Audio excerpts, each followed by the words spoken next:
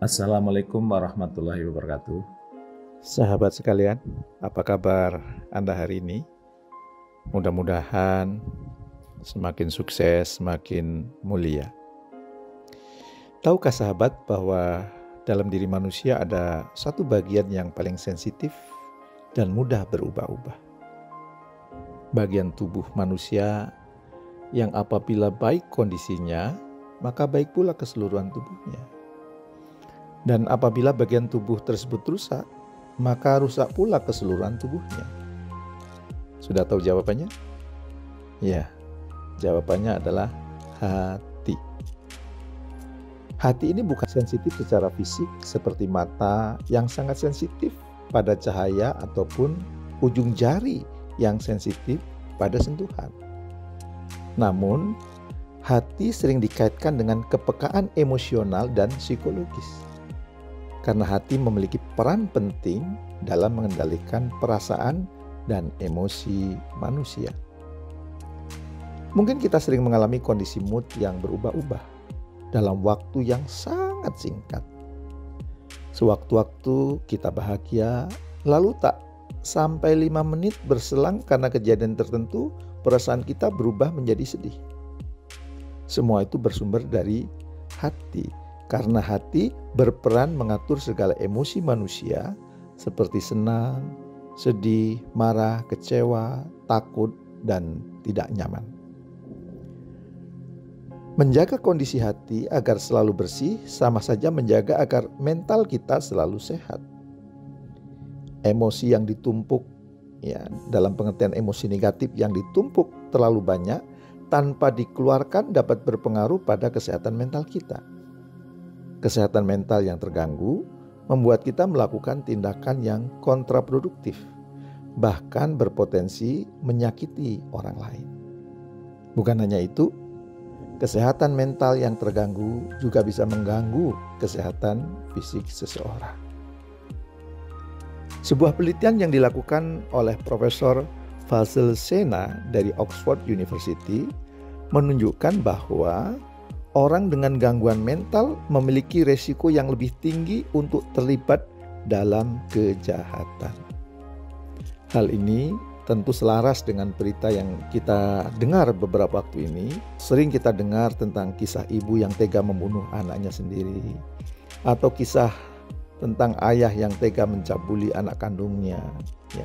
Dan berita-berita kejahatan itu yang terjadi setelah ditelisik. Kejadian tersebut disebabkan karena adanya gangguan mental berupa luka batin yang tersimpan cukup lama, dipendam di dalam hati orang tersebut. Luka batin yang tersimpan timbul dari kumpulan emosi negatif yang tidak tuntas dikeluarkan semenjak masa kanak-kanak, baik luka dari pengasuhan atau lingkungan yang sangat membekas. Untuk itu, sangat penting bagi kita untuk mengenali emosi yang ada pada diri kita dan merilisnya dengan cara yang tepat tanpa menyakiti diri sendiri maupun menyakiti orang lain. Ada banyak penelitian yang menjelaskan tentang terapi untuk merilis emosi yang menumpuk dalam diri kita. Salah satunya dengan teknik expressive writing.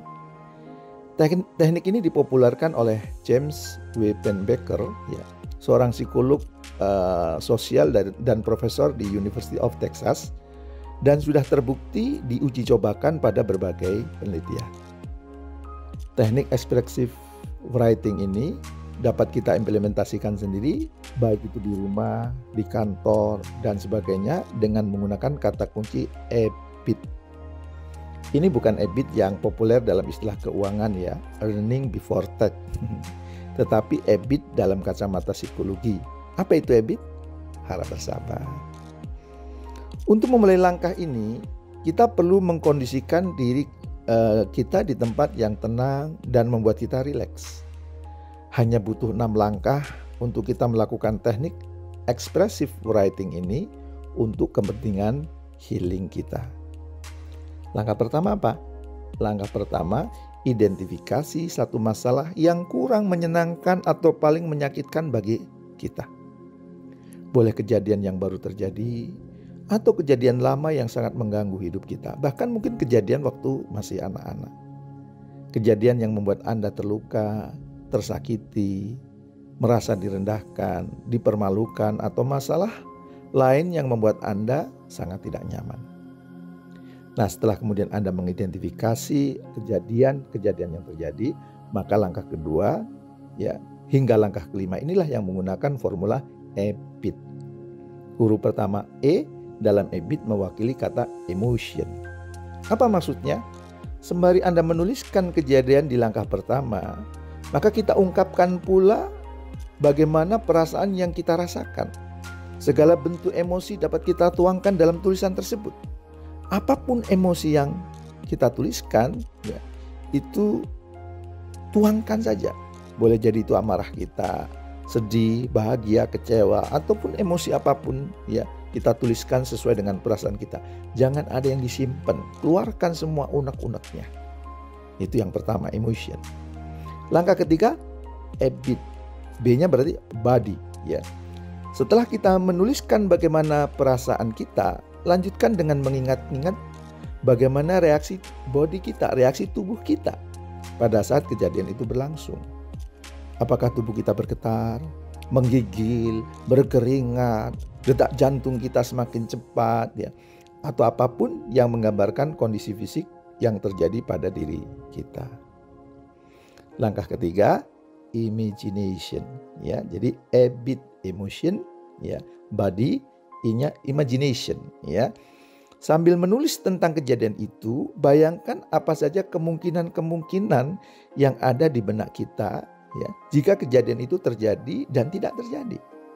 Misalnya, pada kejadian di mana kita dipukuli oleh orang tua, terbayang pula dalam benak kita bahwa kita akan sering dipukul, walaupun sebenarnya mungkin tidak. Ya, tidak terlalu sering dipukul, ya, kadang-kadang, ya. Atau Anda bayangkan juga seandainya tidak sering dipukul, apa yang Anda akan terjadi? Itu bisa Anda imajinasikan, gitu, ya. Dan langkah keempat, thinking, ya.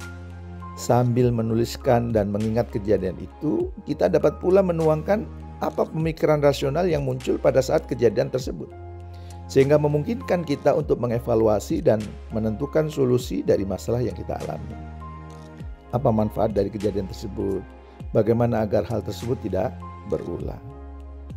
Dan langkah keenam, setelah memasukkan semua hal yang tertahan dalam diri kita, telah tertuang secara sempurna pada tulisan kita melalui EBIT, emotion, body, imagination, dan thinking, maka selanjutnya kita bisa mengingat-ingat hal baik apa yang muncul dari kejadian tersebut.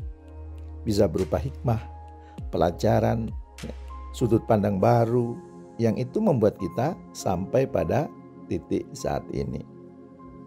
Nah, keenam teknik ini terlihat sederhana, namun cukup powerful untuk kita praktikkan dalam keseharian setiap kita mengalami kejadian yang menguras emosi kita, ya, atau mungkin membuat luka batin dalam diri kita.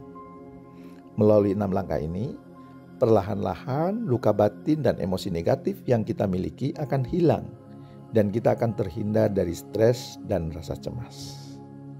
Dengan merilis luka batin dan memaknai setiap luka batin yang dimiliki kita akan berubah menjadi sosok yang baru.